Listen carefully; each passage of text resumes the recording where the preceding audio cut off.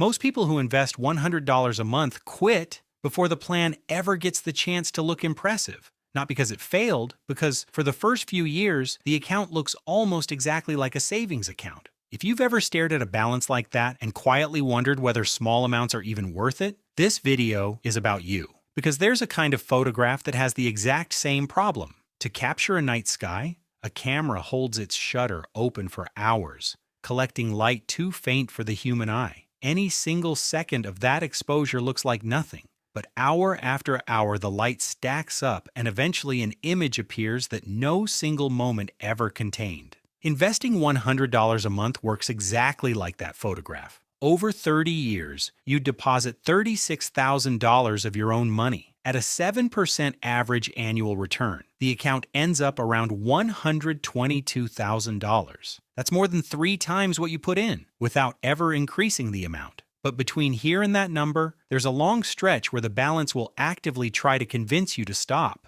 By the end of this video, you'll know exactly why that stretch defeats most people, the year the whole curve finally turns, and the brutal number that separates the people who hold on from the people who let go. Let's be honest about what the first years actually feel like, because almost no one shows this part. You open the account, you set up the transfer, and you feel like you've finally done the responsible thing. Month 1, $100 leaves your paycheck. Month 2, another $100. You check the balance, and it's basically just your own deposit staring back at you. After 1 full year, you've put in $1,200. The market's contribution, at 7%, is about $40. A full year of discipline, and the reward wouldn't cover a decent dinner. By year 3, you've deposited $3,600. The growth sitting on top of it is roughly $390. 3 years of showing up every single month, and the market has added less than 4 months of your own deposits. Meanwhile, your feed is showing you people who claim to make that in an afternoon. If you're in this stage right now, you know the thought that starts creeping in. It's not a dramatic decision to quit, it's quieter than that. It's maybe this only works for people who can invest real money. It's skipping 1 month, just this once, because the car needed repairs anyway. And here's what makes this stage so dangerous. From where you're standing, quitting looks completely rational. You ran an experiment for 3 years, you collected the data, and the data says this isn't working. You're not weak for feeling that, and you're not bad at math. You're reacting to real numbers on a real screen. The problem isn't the numbers, it's the verdict you're drawing from them. You're judging the plan at the exact moment it's least able to show you anything, and that timing problem has a name. I call it the proof gap. The proof gap is the distance between the year you need proof that investing works and the year that proof finally becomes visible. Those 2 years are not close together. Most people need the proof early, somewhere around year 3 to 5. That's when the novelty is worn off, when the balance still looks like an ordinary savings account, and when life keeps offering 100 better uses for that $100. But a diversified long-term plan can't reliably deliver visible proof that early. The real power of compounding only shows up in the second half of the timeline, not the first. We broke down why in a video called The Reset, so I won't repeat the mechanics here. What matters for this video is what that delay does to a human being. Think about the photograph again. If you interrupted a long exposure after 10 minutes and pulled out a single frame, you'd see almost nothing. Not because the image failed, because the image doesn't exist in any single frame. It only exists in the accumulation. Your account in year 4 is 1 frame. Judging the whole picture from that 1 frame feels like caution, but it isn't.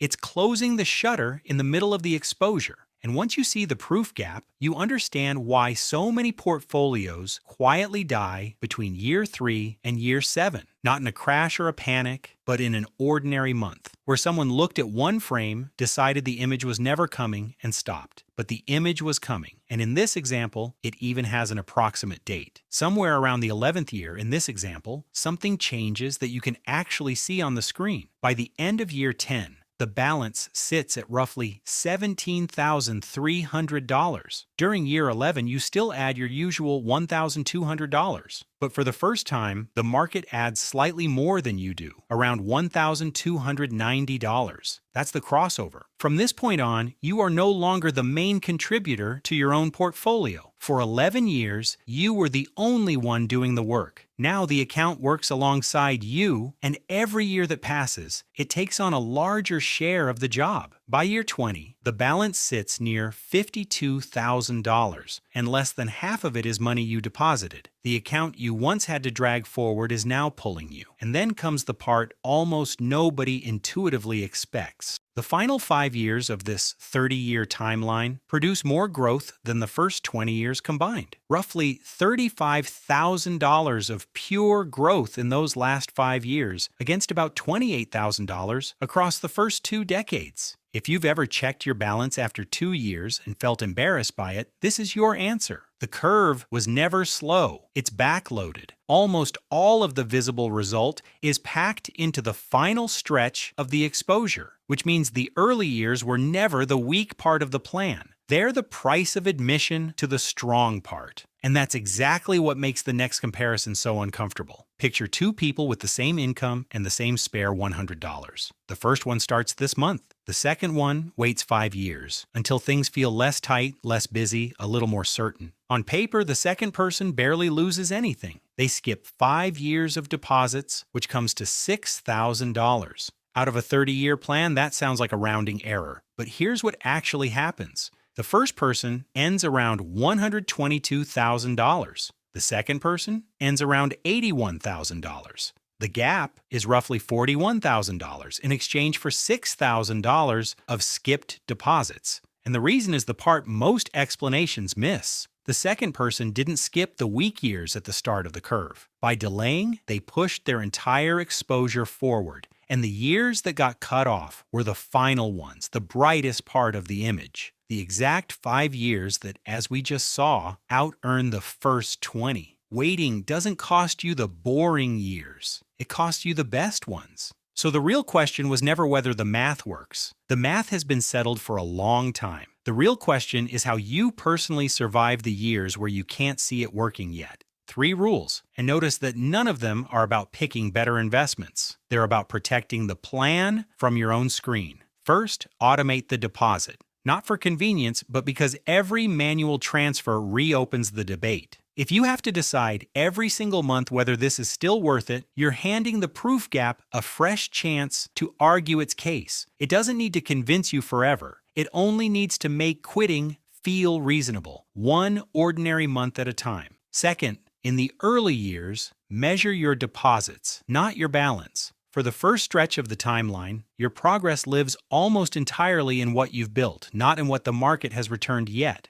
$4,800 deposited after 4 years is a real achievement. Judging yourself on the $700 of growth sitting next to it is measuring the right plan with the wrong instrument at the wrong time. Third, and this is the one line I want you to keep, stop asking a long-term system for short-term proof. A single photo can't show you a long exposure, no matter how carefully you stare at it. The proof you're demanding in year 4 isn't hiding from you. It doesn't exist yet anywhere for anyone. The only way to see it is to still be there when it develops. 100 a month was never a small plan. It's a long one, and those are 2 very different things. The people who end up with the $122,000 aren't the ones who found more money or better funds or smarter timing. They're the ones who kept the shutter open through the years that looked like nothing. So here's my question for you, and I genuinely like to read your answers. Which year of your own exposure are you in right now? And if you like this video, watch this one next, The Starting Line Trap. It's about what waiting really costs and why so many people never begin.